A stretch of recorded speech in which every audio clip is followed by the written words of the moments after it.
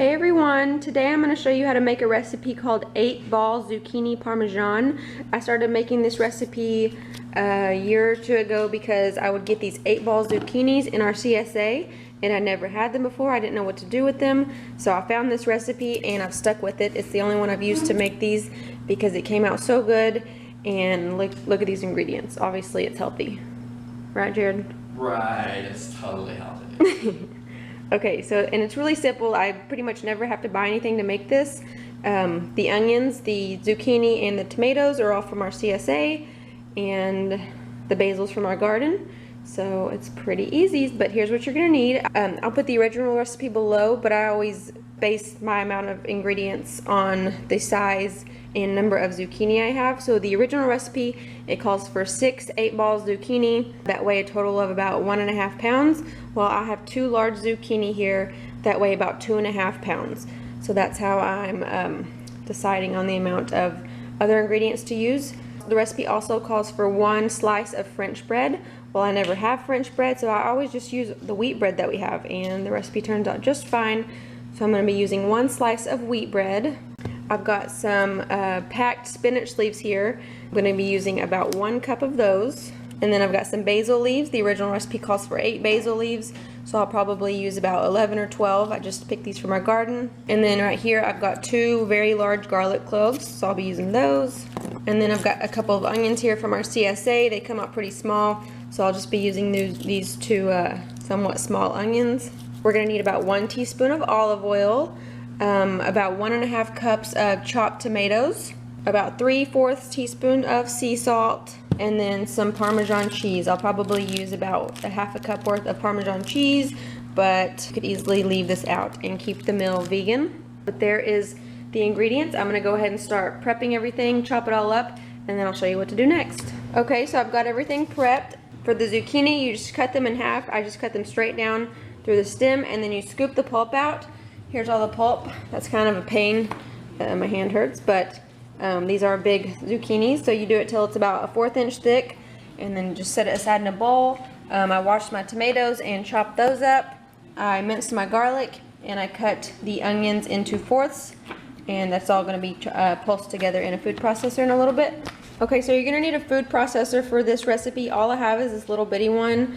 It does the job for this recipe because there's not too many ingredients. But if I ever need to use something bigger, I'll just use my blender. But like I said, this works for this one. So I've got my bread in here, and I'm going to go ahead and pulse that to make some breadcrumbs.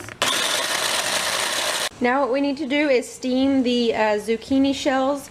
So this is the only way I know how to steam veggies, so this is how I'm doing it. I've got some water right here in my pot at a boil, and I've got my steamer basket here, so I'm just going to place this into the pot and then just cover it with a lid and let them steam for between 5 and 10 minutes, or just until they're tender. Alright, so here's my breadcrumbs. I went ahead and got another piece of bread, so I ended up using 2 pieces of bread. That gave me about 1 cup of crumbs. And the next thing you would do is pulse your the inside of your zucchini pulp, but mine's obviously not big enough, so I'm just going to chop it up real small with my knife, which is what I do every time, and it comes out fine. And then so after I do that, I'm going to go ahead and pulse together the spinach and the garlic, and also the onions and the basil. So I'll chop that up and then add the other 2 ingredients.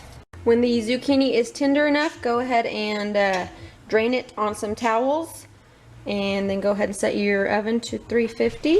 Okay, now we finally get to start cooking. So I've got my olive oil here in the pan heating up over medium heat. I'm just using the same pan that I steamed the zucchini in. Hopefully you guys have a better food processor than me, because this just was not easy to pulse all this. So I'm going to go ahead and add this to the olive oil and cook that for a few minutes. Okay, so after letting that cook for a few minutes, we're going to add the zucchini pulp, the tomatoes, and then I'm going to add about 3/4 teaspoon of salt, and we're just going to let that cook for another 8 minutes or so. Doesn't that look pretty? Alright, it's been about 8 minutes. I removed it from the heat. Do you see how watery it is? I don't know if it's supposed to be like that. I've made this a couple times before, and I will usually drain the zucchini pulp before adding it to here, because I can tell that the pulp is really watery. And I'm kind of regretting not doing that this time. I was just being kind of lazy, but I'll usually just put it in this mesh strainer over a bowl, the zucchini pulp, before I add it here, and drain some of the water out. So I kind of wish I would have done that. Hopefully I didn't ruin the recipe, but we'll go ahead and keep going, I guess. So I'm going to go ahead and add the breadcrumbs in. I'm sure that soaks up some of the juice, but I don't know. I'm not a food expert. I just make good recipes and share them with you guys if I like them. Okay, so now we can start stuffing our shells. There they are. Don't they look so pretty? I hope they taste good today. So now we're just going to top it with some Parmesan cheese. Like I said, just leave this off if you want to keep it vegan. And one ingredient I forgot to mention is some fresh parsley. After this is done cooking, you can top it with fresh parsley if you like. I personally don't care for fresh parsley, so I'm not going to buy it just for this recipe. But that's it. Now we're just going to put in the 350-degree oven for about 20 minutes and they will be done. There it is, you guys. It's finally done. I can tell it's a bit watery, so I'm really mad at myself for not draining the zucchini pulp. If you guys decide to make this, I definitely recommend doing that. But like I said, if you have fresh parsley, you can top it with that. You can adapt the recipe however you want. If you eat meat, you can throw meat in there. You can throw like oregano, some cracked red pepper in there, would give it a little bit of heat. Different kinds of cheeses. If you just want to use like panko breadcrumbs, I'm sure you could get by with using that. You can serve it alongside some pasta, some rice, some wild rice, maybe some beans, grilled chicken. That's what Jerod is going to eat with it. And I'm sure there's lots of good sides you could do with it. I have some potatoes also from our CSA, so I might just cut those up and make some skillet potatoes to go along with it. Keep it vegetarian for myself. And you can also do this ahead of time, like up until the point where you put cheese on.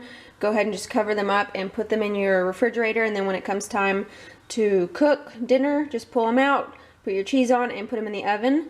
Lots of different ways to make this recipe easy on yourself. But that is the 8-ball zucchini parmesan recipe. I hope you guys try it out, and please come back and let us know if you do.